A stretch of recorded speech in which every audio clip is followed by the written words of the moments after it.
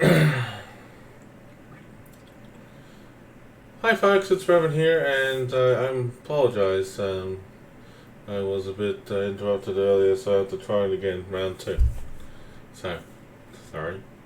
Um, I just want to start talking to you about a few random topics about regarding to what I have discovered recently, and also trying to follow up on a few things. So, what's the hot gossip I got today?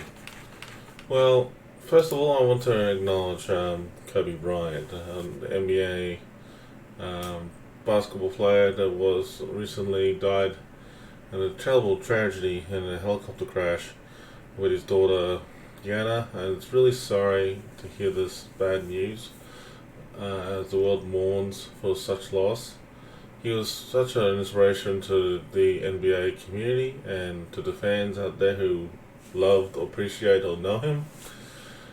I'm sure that his family, friends, and fans miss him very much, and I just want to do a short tribute to Kobe Bryant and his family. That we always love you, miss you, and cherish all the good memories of who and what you are. And I'm really sorry to hear what has happened to Kobe Bryant and his daughter. I pray for the family, friends, and fans out there who are going out there, and my thoughts and prayers are with you, and also our viewers as well. So I just want to start off by saying our condolences are with you, and thanks Kobe Bryant for who and what you are, and also Gianna, and we will remember you, always. So, now, getting to the next topic. Star Wars Knights of the Old Republic sequel. Wow, okay. You know, when I first read this, I was really skeptical about, Knights of the Old Republic sequel going in development. And people were talking about it for such a long time, and they want KOTOR 3, KOTOR 3. It's sickening.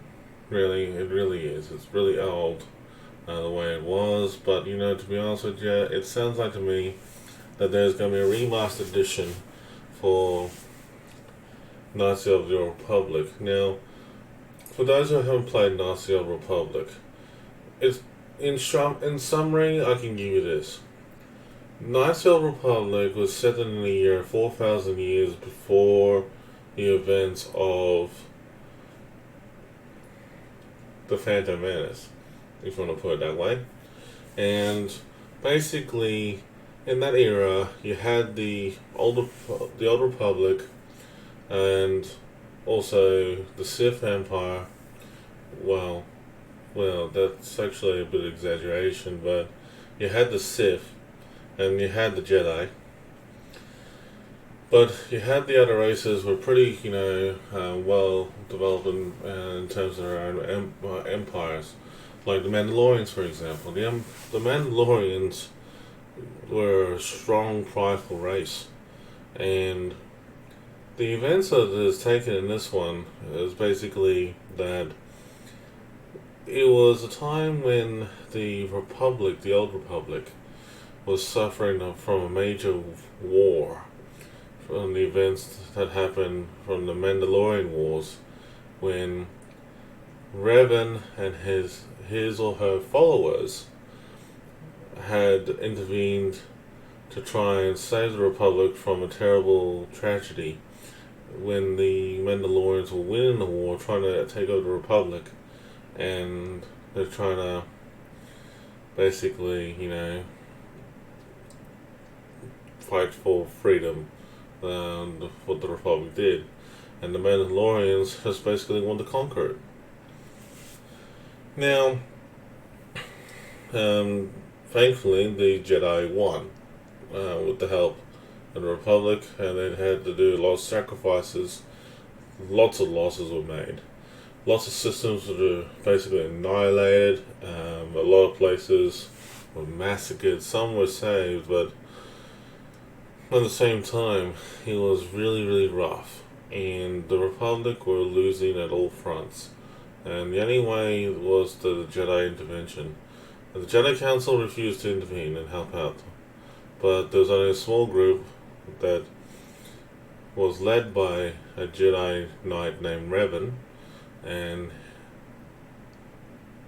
that person was followed by his or her close friend named Malik, and alongside with many other Jedi Knights or counselors and so forth. Now,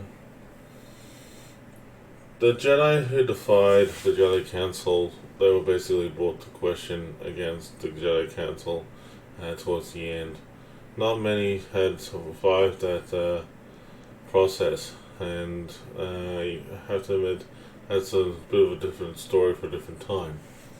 But what I do know is that there was a lot of romance, a lot of action, a lot of decision making had to be made in the Knights of the Republic era. And Revan was basically a hero, a villain, a savior, and conqueror all into one.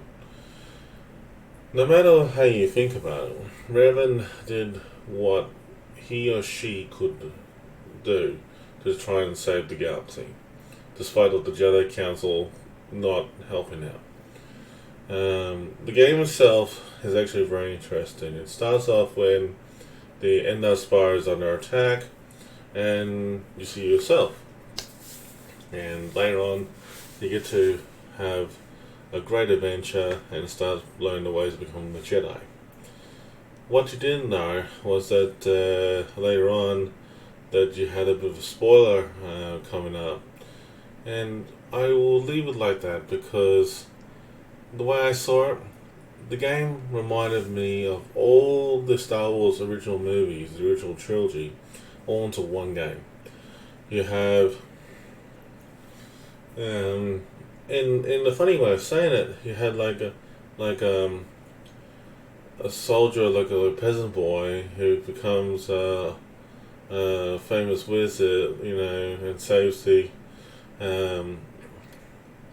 his friend in distress, and actually, fights against the evil wizard and comes back and saves the day, and that's how you do it. Well, and then you have a bit of a romance in between, and then you call it a day. Well, in a jokingly manner, that sounds like fun, but basically, the way I saw it was that your character developed a good close bond and relationship with other characters in your group, and you can choose to romance whoever you like in the group. But with that being said, though, there's always, repercussions and consequences about what's going on. Do me a favor. Think about how the decision making was made from start to finish. If you had played a game like that, like you're unable to make the choices, say for example, it's a one-way directional game that you have so many other side storylines or side quests. Okay, so it all matches to the main storyline. So basically, let's just say that you doing every side quest as well as the main quest, and whatever decisions you made, light or dark, there was always repercussions. And then sometimes if you did a dark side choice, you can make an amends to do the light side choice, or the other way around. So it's not too bad. I mean, like, the game itself is so good that in my opinion, for Knights of the Republic, it was 9 out of 10 for me when I first played it. It was absolutely an awesome game. And it reminded me of Mass Effect, again, many times. Even though Knights of the Republic was made before Mass Effect 1, and when Mass Effect 1 came out, I was actually really, really pleased with the fact that they actually followed what KOTOR's game style was in terms of storytelling. And it's actually pretty cool. I mean, like, don't get me wrong, I think it's pretty cool. So Paragon was like, dark side.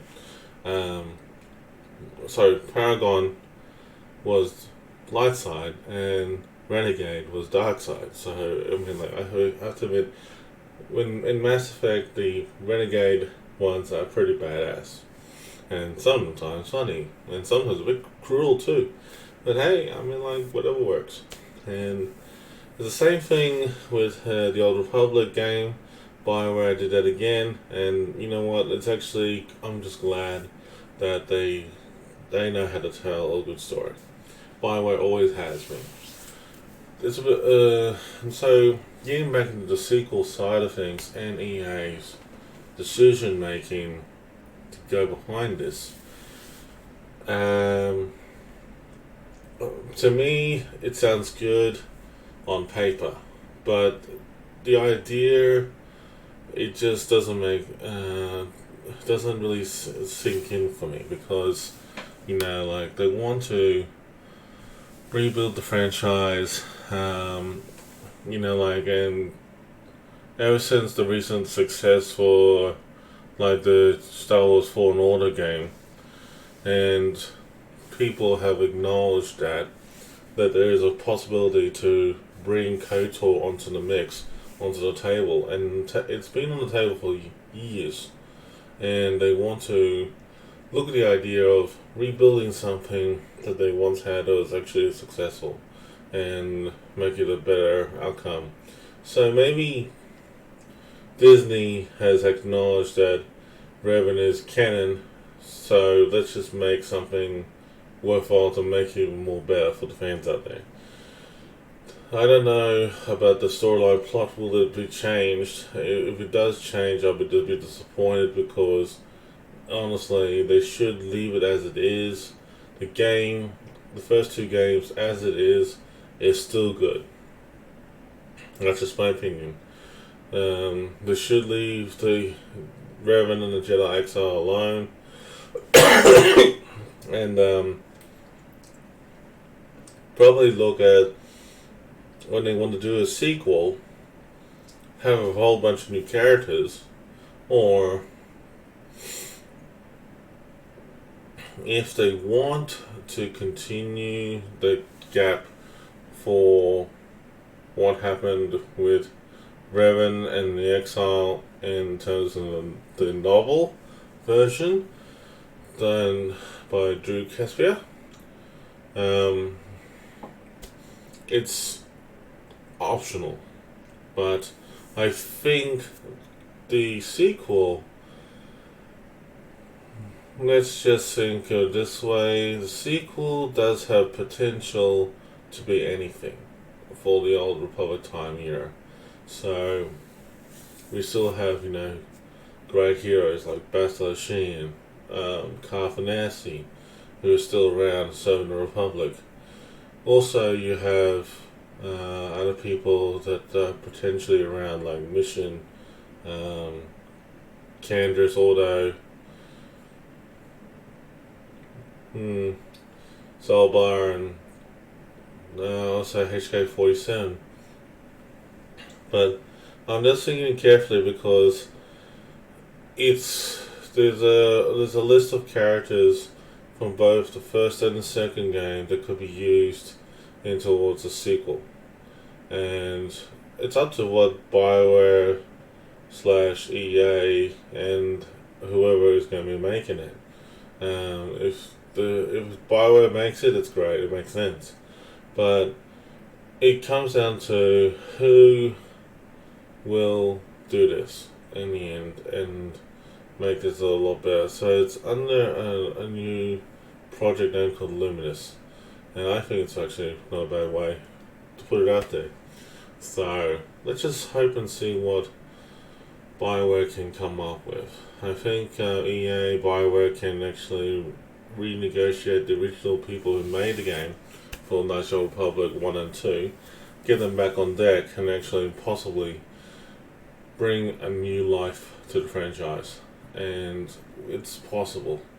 If they want to bring Knights of the Republic back again to be re-digitalized, I welcome that too. I mean, like, the first two games still look nice, but if they want to improve the gameplay style Also, the graphics and everything like that, and make it more fun and interactive. By all means, do so. I would be definitely be willing to pay for it. But I just don't think that the sequel is going to be a very much big success, because don't forget, the Old Republic is actually tied into the Knights of the Old Republic timeline story. Even though there's a 300-year gap, there's always, a lot of changes that can be made in between. So just remember that the one thing that you can't change is that what was the real fate about Revan. Now, in all honesty, if they do change it, that means that the Old Republic, whatever they have in there, is made redundant. So, if you haven't played the Old Republic game, you get to rescue him, or her, rescue him actually, from the Republic side, and you get to kill him on the Imperial side on the Foundry, which is one of the new Star Forges that was discovered. Then, later on, both Republic and Sith players get to kill Revan once more. That's a bit of a spoiler there, but that's in a nutshell from the rise of Revan's Empire and that expansion. So, Revan is an interesting character overall. The legacy of Revan is pretty good. I just felt that BioWare just dragged and milked him too much, So I just think that, Revan deserved better. He sure did. Okay. So, let's just go with the next thing. It makes me think about what they're going to do, because, we know BioWare had a bad success with Infam, and Dragon Age 4 is it's unclear if it's going to go ahead or not. So it's a bit uncertain in these times. I know that they're working on Dragon Age 4. I know they want to make a good sellout for it, but I just think that it's going to be a bit hard pressed to impress the community out there. Okay. So, one thing I also was curious about that I recently discovered was that this article about George Lucas, and I will admit George Lucas is, a very well respected producer and developer, and as well as, talented writer and everything like that. I just think that after what I've seen about what's been happening with George Lucas recently, there's a rumor going around about in Disney that he might be coming back. And if he does come back to work on any new Star Wars franchises, I think there's a bit of hope, for us all around. I think the biggest scary thought that I have seen recently was that how we lost so many people from being a good fan of Star Wars to not at all.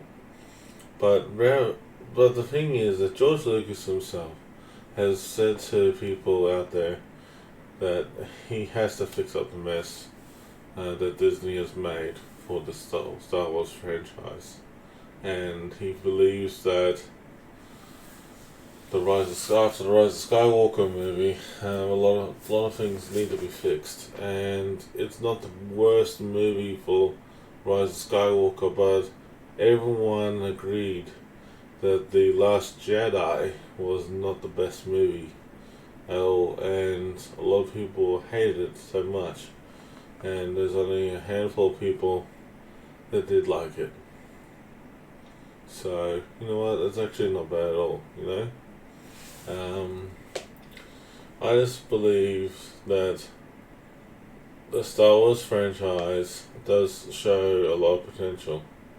And I think, overall, I just felt that, why would an original owner give away uh, his own pride and joy to people who don't really know how to manage a trilogy or anything like that? And I just felt that, it's all about money. It's all about, like, giving away a hobby. And, to be honest with you, I just think that that's just wrong steps that Disney has done. I think that ever since Disney had their hands on the Star Wars franchise and paid off George Lucas what they had thought was best for him, they just think that, by looking at the whole thing, the whole, I just think that, I felt like George Lucas was basically casted aside and basically said, we don't want you anymore. And you know what? I think that's actually pretty bad, how he was treated. And I just think that George Lucas deserved more out of it, and definitely does, and he's going to get something out of it for sure. If he does get what he wants in terms of the ability to, do what he needs to do to rebuild the Star Wars franchise, I think it will be worth it in the end. So, yeah, time will tell.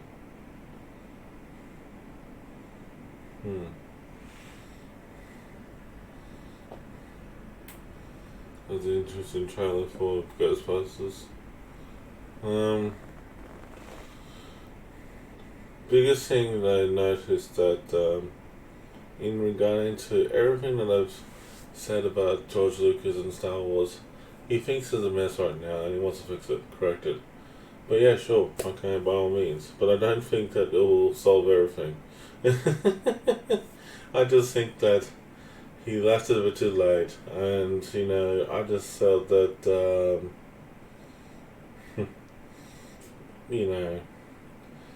anybody could have done it. Oh well,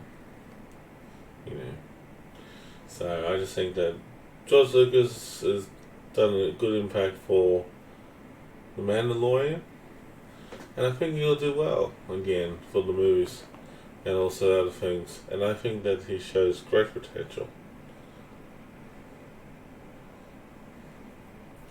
So I think that'll be good overall. Now the other thing I had been thinking about is Mass Effect. It's been 10 years, and remember 10 years ago, Mass Effect 2, the suicide mission that you had to do, it's still the top and ranking game back then and now, and people still love it. It's a very challenging, dynamic moment of your gaming life that you're sent in the heart of the fire and last final parts of the game, and you don't know if your friends or companions will survive out of the whole charade. And I think it's actually, basically where the whole family goes. No Bollywood who has man gone before, where they fight to the death to free themselves as well as yourself and escape from everything that's happened. So everything is possible with that whole game. I think it's going to be a good outcome.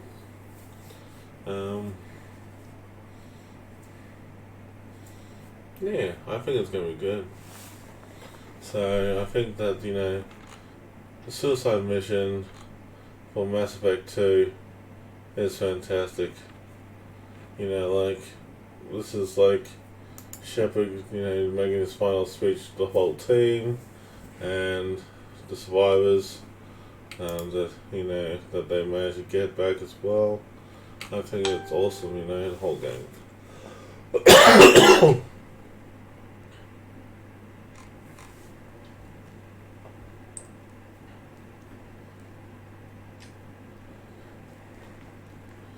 Okay, cool.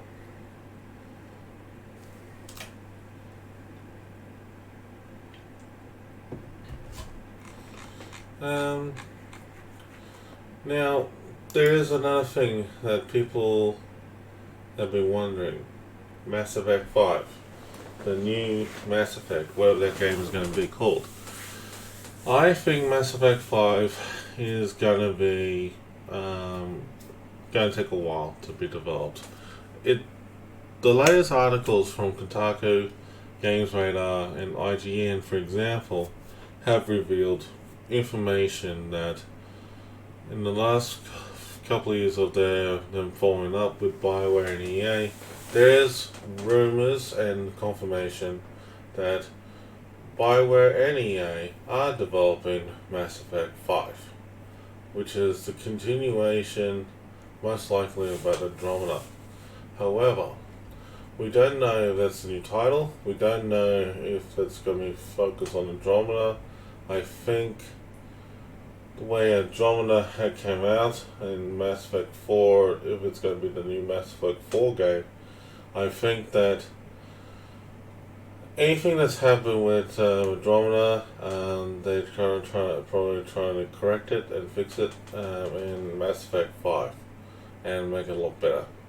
And you know what? That would be the best mindset that Mass Effect, the new game, could do at this stage. And then they can develop the storyline from there, make it a bit more better than it was before. And I think they need to drag back certain people to make this game a lot better than before.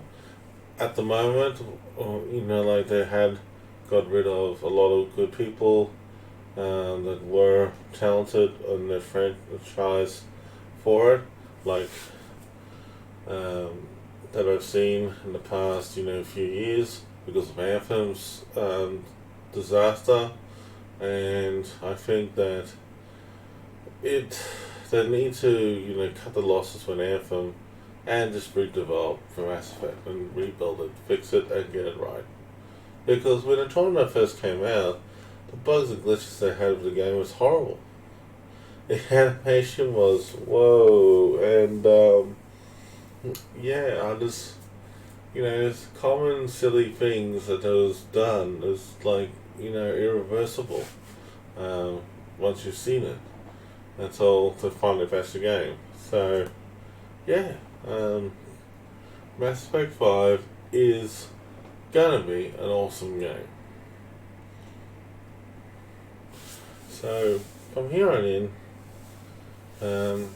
my initial thoughts about the whole thing for Star Wars and BioWare's new development for the gaming franchise, I wish them well and good luck.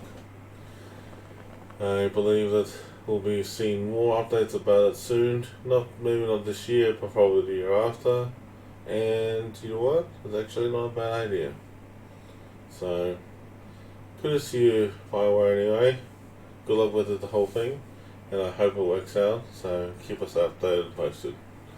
Alright guys, that's just my review. And thanks again.